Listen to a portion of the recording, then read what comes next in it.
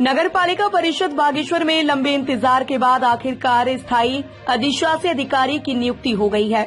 कई महीनों से विवादित चल रहे इस महत्वपूर्ण पद पर विनोद सिंह जीना ने कार्यभार संभाल लिया है। उनकी नियुक्ति के साथ ही नगर पालिका के प्रशासनिक कामकाज में तेजी आने की उम्मीद जताई जा रही है। नवनियुक्त ईओ विनोद सिंह जीना ने पदभार ग्रहण करने के बाद कहा कि उनका मुख्य लक्ष्य नगर की जनता को हो रही समस्याओं का त्वरित समाधान करना होगा। उन्होंने कहा कि नगर क्षेत्र में जहां जहां समस्याएं लंबित हैं, उन्हें समयबद्ध तरीके से पूरा कराया जाए।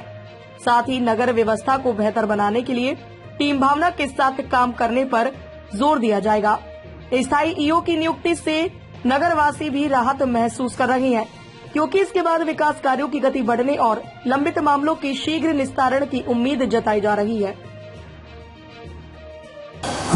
सबसे पहले तो शासन ने जो जिम्मेदारी हमें दी है नगर पालिका के लिए, वो उन पर खरा उतरेंगे और जनता की जो अपेक्षाएं हैं वो पूरी हों। जो अभी तक उनको समस्याएं झेलनी पड़ी कुछ समय, इतने लंबे समय से, और अब वो समस्याओं का समाधान जल्द से जल्द हो। अभी मैंने संज्ञान में है वो लेटर मैंने देखा है और उसमें पीडब्ल्यूडी से हमने संपर्क कर रखा है। वो आगरण हमें भेजते हैं तो उसके पश्चात टेंडर की प्रक्रिया उसमें की जाएगी, उनका निस्तारण हो जाएगा। जल्दी कोशिश करते हैं कि जल्द से जल्द हो जाए सबका निस्तारण, और अब हम आगे हैं तो जल्द से जल्द करेंगे समस्याओं का निस्तारण। बागेश्वर की जो जनता है उससे मैं अनुरोध करना चाहूंगा। इसके अलावा हमारे जो व्यापारी बंधु हैं उनसे मैं अनुरोध करना चाहूंगा। जब मैं कल यहाँ पर पहुंचा बागेश्वर में तो उसके पश्चात मैंने बहुत सारी चीजें देखी। तो हमारा उद्देश्य है कि इस शहर की एक शान रहे और एक पहचान बने। उसमें आप सभी का सहयोग हमें चाहिए। आप साफ सफाई का विशेष ध्यान दें।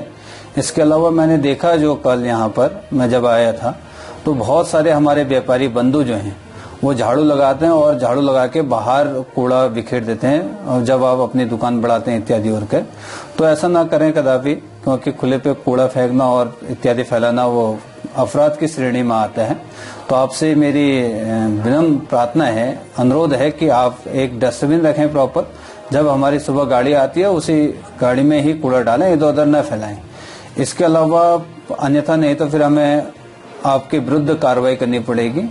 ये मेरा आप सभी से स्पष्ट संदेश है कि इस बात का प्लीज आप विशेष ध्यान दें।